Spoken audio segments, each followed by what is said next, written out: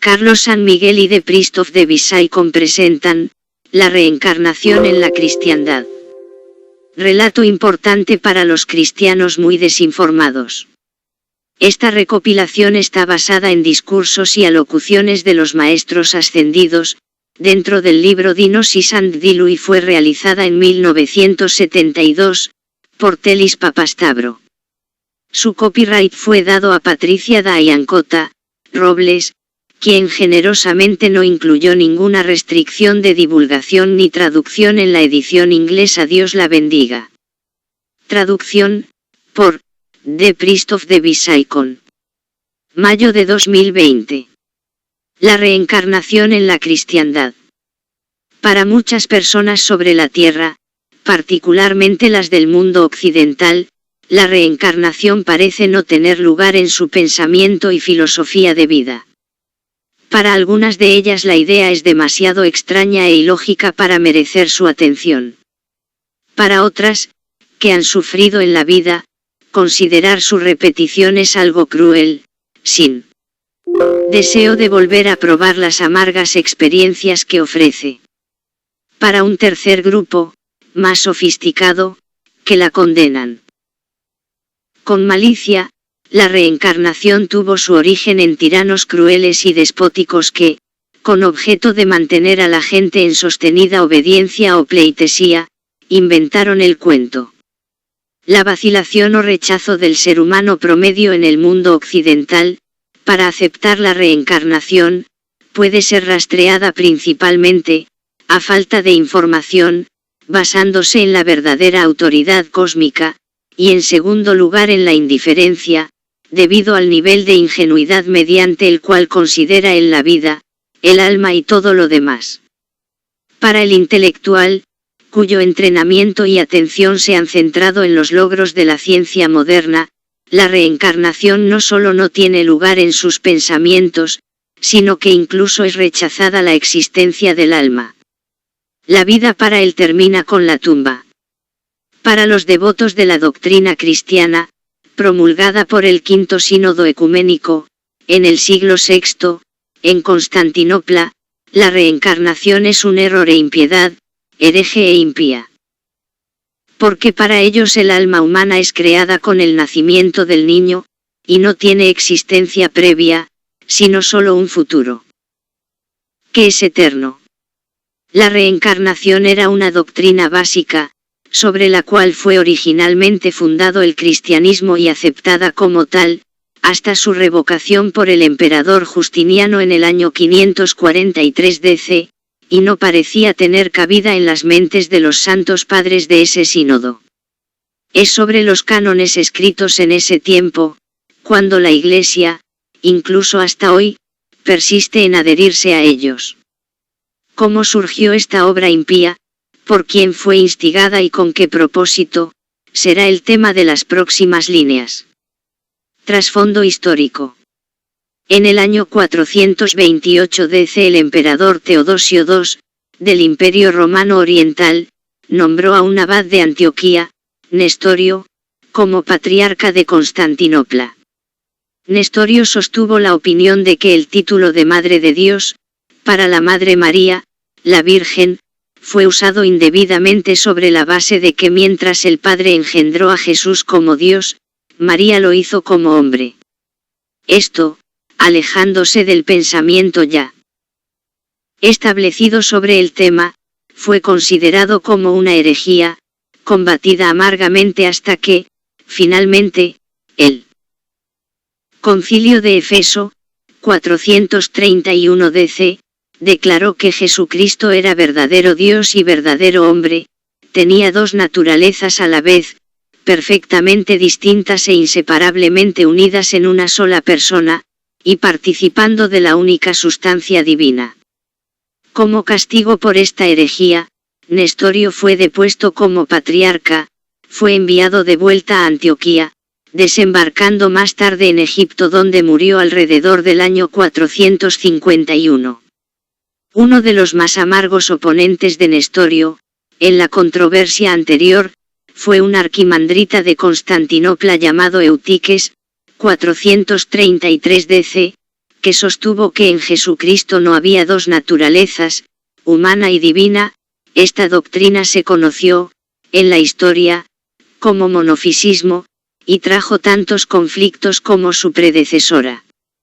Argumentaban que la humanidad de Cristo estaba absorta en su divinidad y que aceptar dos naturalezas era nestorianismo.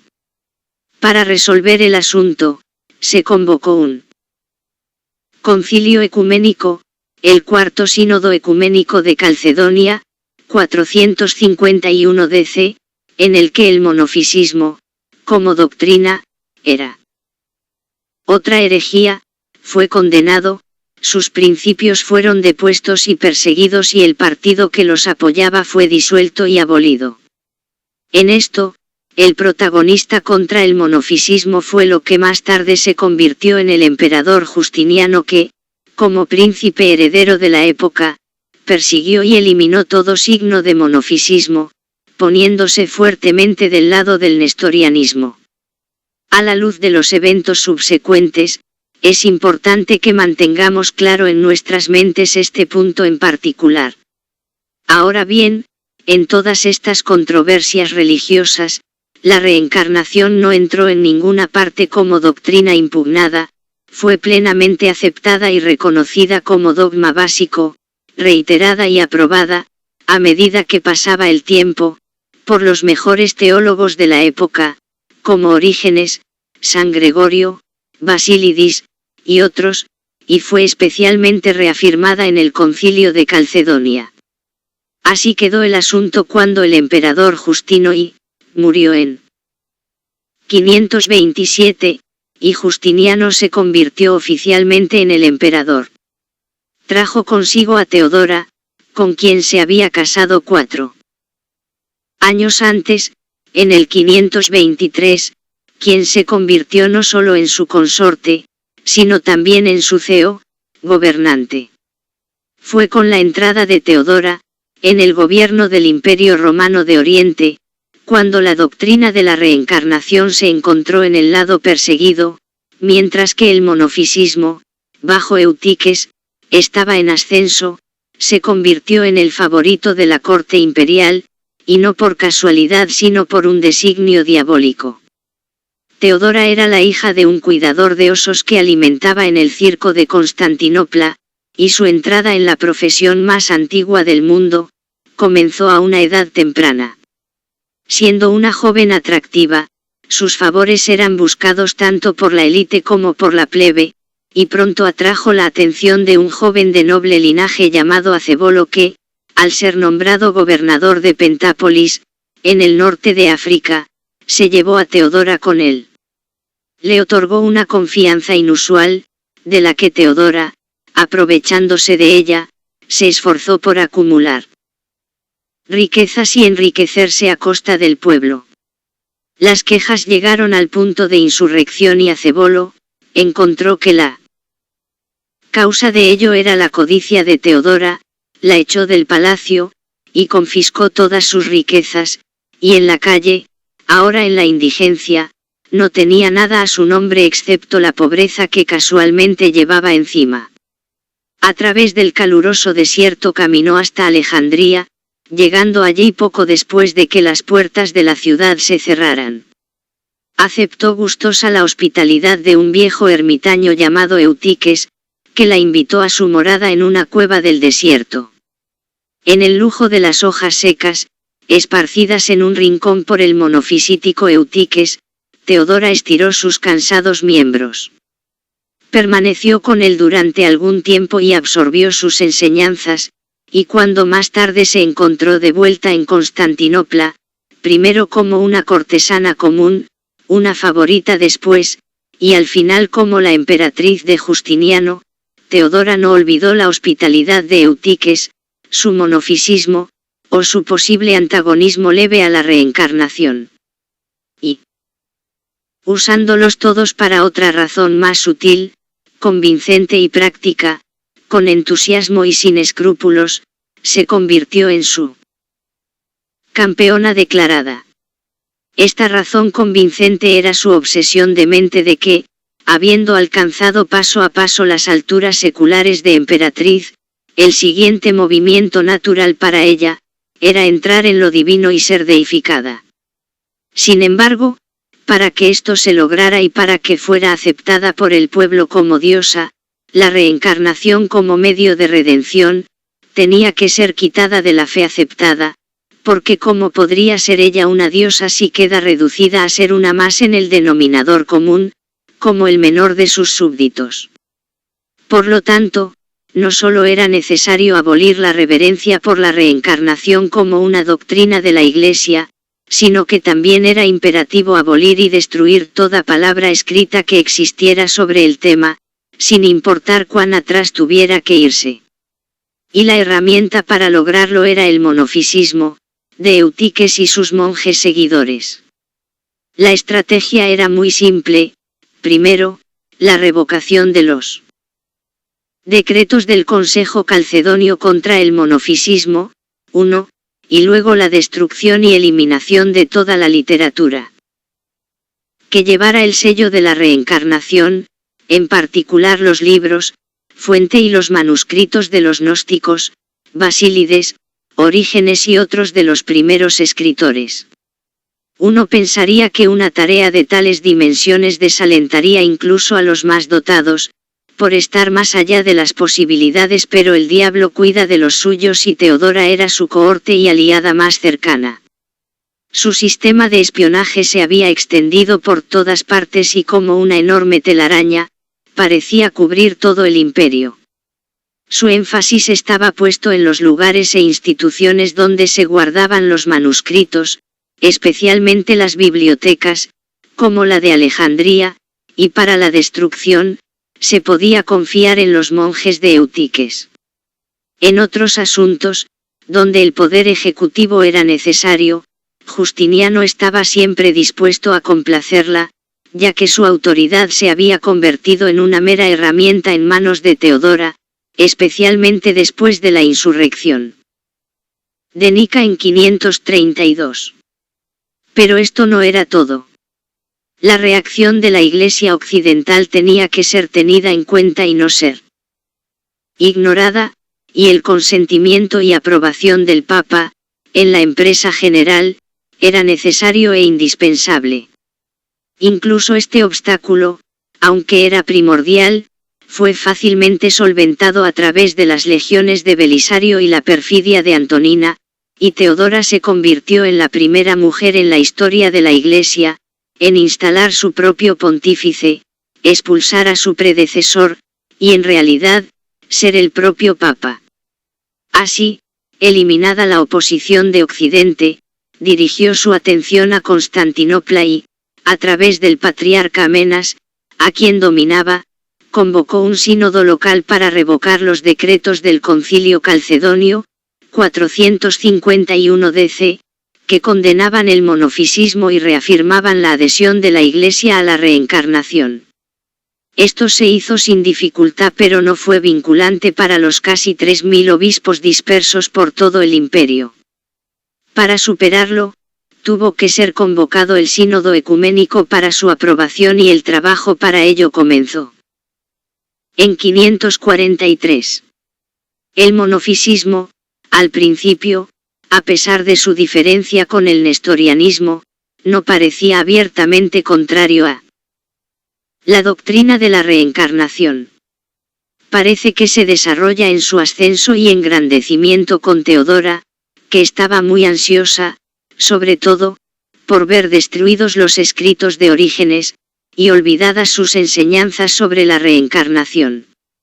Hay que recordar que Orígenes, 185-253, fue el padre y fundador de la ciencia de la Iglesia, así como de su teología, y sus prolíficos escritos influyeron enormemente en los primeros padres.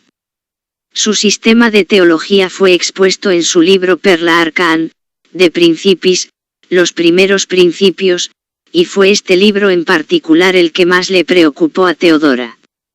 Se enviaron cartas con ese propósito a los obispos, pero con un propósito bien diseñado de excluir a los de Occidente, un asunto que trajo una severa censura del Papa Vigilio, el nombramiento de Teodora Pero ni siquiera a los de Oriente les pareció agradar la convocatoria, y pasaron exactamente 10 años antes de que el sínodo se reuniera.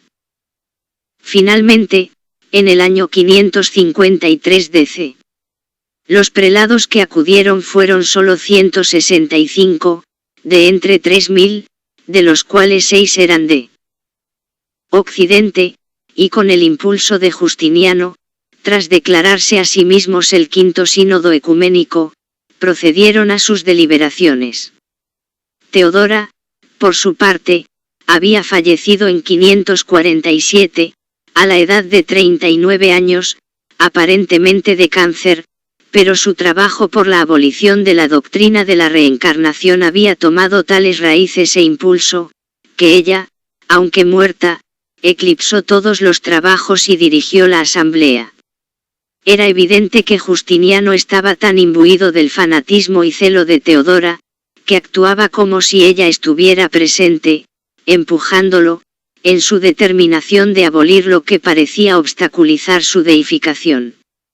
Ante los 165 obispos reunidos, y para engañar a los disidentes, Justiniano desmintió y presentó para su discusión una ley olvidada, aprobada en 531, conocida como el Edicto de los 3 capítulos, promulgado entonces contra 3 obispos, autores heréticos.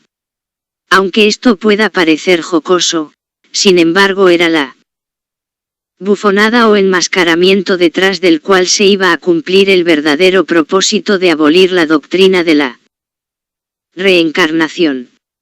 Se presentaron 3 propuestas a la asamblea para su deliberación.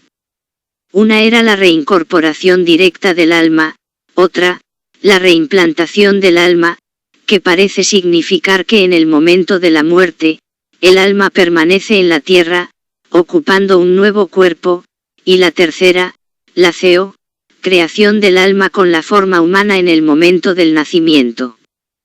Por razones desconocidas, la asamblea pasó por alto las 2 últimas, y concentrando su servilismo en la primera, reencarnación, sin mucho preámbulo y muy inequívocamente, declararon la doctrina de la reencarnación un error e impiedad, planning kai disebian en el griego original. Y como si esto no fuera suficiente, lo enfatizaron con odio, pronunciando 15 anatemas contra Orígenes y sus escritos, y esto ocurría exactamente 300 años después de la muerte del gran teólogo. Los decretos y las leyes, sin embargo, no cambian tan fácilmente las creencias religiosas arraigadas, especialmente cuando han sido iniciadas por potencias superiores, y pasaron muchos siglos antes de que la abominable labor del Quinto Concilio Ecuménico lograra su propósito en la conciencia del pueblo cristiano. Finalmente, se hizo a través de los monjes monofisistas que, armados con la autoridad del Estado y el celo de obispos serviles que, mucho antes habían dejado de interesarse por las enseñanzas de aquel a quien profesaban servir, se encargaron de que todos los libros, manuscritos y literatura general relacionados con las obras de los primeros padres de la Iglesia, fueran literalmente destruidos o bien borrados, purgados o alterados, sin dejar nada del original y de la verdad para las generaciones futuras. Incluso los antiguos manuscritos y papiros de la Biblioteca de Alejandría no se libraron, y como los monjes demoníacos no podían poner sus manos sobre ellos, utilizaron otros métodos siniestros para castrarlos. En la abolición de la doctrina de la reencarnación, sus protagonistas fueron las herramientas de las fuerzas oscuras y malignas superiores, y ningún enemigo del cristianismo o del hombre podría haberlo hecho peor. Si el curso establecido por los iniciados que fundaron el cristianismo hubiera permanecido como se estableció originalmente, el curso de los eventos, como los tenemos hoy en nuestro mundo moderno, hubiera sido totalmente diferente y para mejor. Porque, cuando tanto los individuos como las naciones reconocen el hecho de que en la vida hay una ley de retorno activa e implacable, para el bien o para el mal, y que cada uno de nosotros, individualmente o el total, estamos sujetos a esa ley y recogemos en forma de cosecha la semilla que hemos sembrado. Lo pensaríamos 2 veces antes de embarcarnos en actos que sabemos que son contrarios a la voluntad sagrada de Dios. El fundador original de cada gran religión mundial trae la verdad, y con ella un cierto aspecto de la adoración religiosa.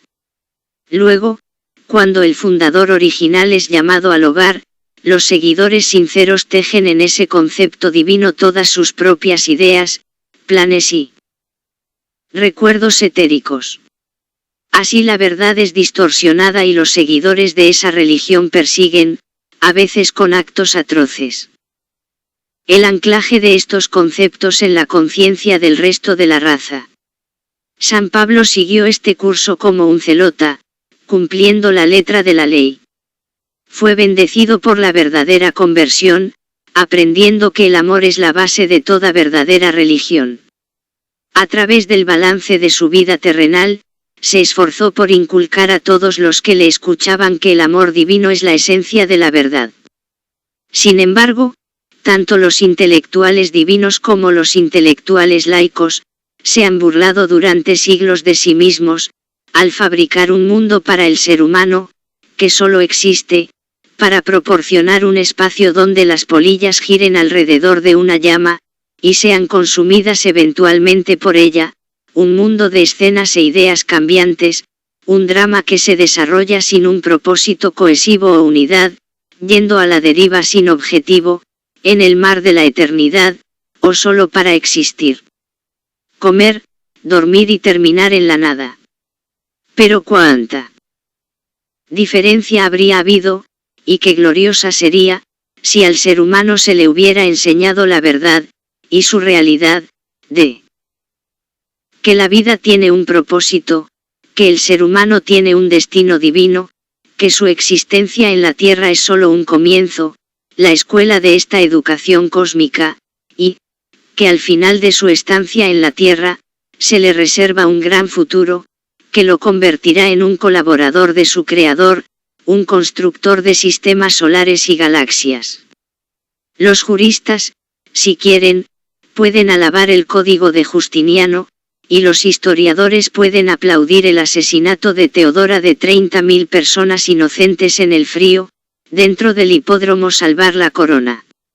Los divinos y los eclesiásticos, pueden inclinar sus cabezas con admiración ante la vista de la magnificencia de Santa Sofía, pero que recuerden todos, que ningún hombre o mujer mortal, habría hecho un daño mayor en la evolución humana mortal, a través de la abolición de la doctrina de la reencarnación, que estos dos seres maníacos y satánicos, Justiniano y Teodora.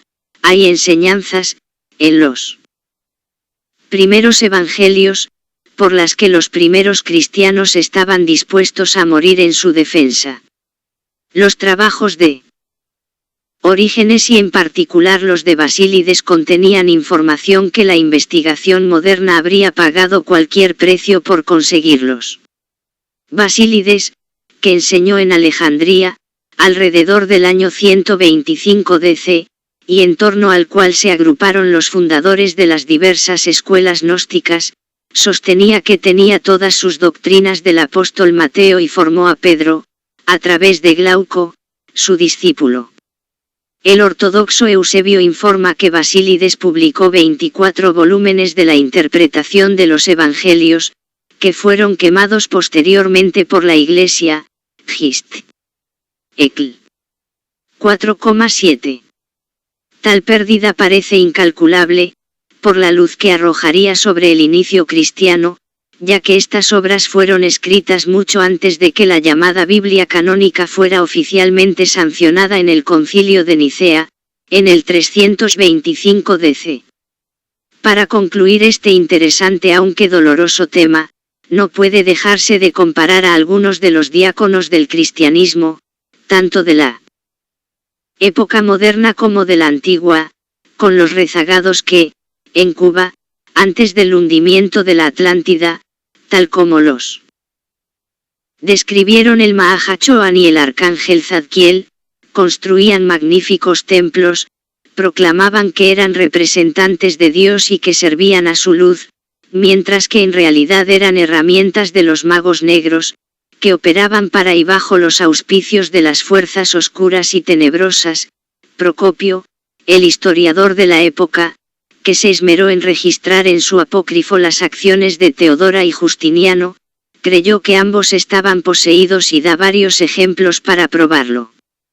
En el caso de Justiniano, presenta el caso de un monje, que era muy querido por Dios, que se puso en marcha para que Bizancio defendiera la causa de la gente que vivía cerca del monasterio y que estaba siendo agraviada de manera insoportable, e inmediatamente después de su llegada se le concedió la entrada al emperador. Pero justo cuando estaba a punto de entrar en su presencia, habiendo puesto ya un pie en el umbral, de repente retrocedió y dio un paso atrás. El eunuco que era su guiador, así como otros cercanos, le rogaron encarecidamente que siguiera adelante, pero él, actuando como un hombre que sufrió un derrame cerebral, no respondió sino que se marchó de allí y se dirigió al lugar donde estaba alojado. Y cuando su ayudante le preguntó por qué había actuado así, declaró abiertamente que había visto al Señor de los demonios sentado en el trono, y que había declinado sufrir su presencia lo suficiente como para pedirle algo. Y en otro lugar, Procopio dicen que su madre, de Justiniano, dijo a algunos de sus íntimos una vez, que ni de su marido sabático, ni de ningún hombre, era hijo Justiniano. Cuando ella estaba a punto de concebir, la visitó un demonio, invisible, pero que daba evidencia de su presencia perceptible, donde el hombre se junta con la mujer, después de lo cual desapareció completamente como en un sueño. A pesar de ese gravísimo daño ocasionado a los cristianos del mundo, con repercusiones que han permanecido y aún permanecen limitando el desarrollo espiritual, la Iglesia Ortodoxa tiene a ambos como santos. La miopía espiritual no parece tener límites, confesiones ni fronteras. Les extrañan los cataclismos menores que hubo hasta ahora y los mayores que ya están apareciendo en la pantalla de la vida planetaria. Es triste observar cómo la humanidad viaja sin rumbo hacia el caos, sin conocer suficientemente las causas, ni preocuparse por conocerlas. Fin del cuaderno.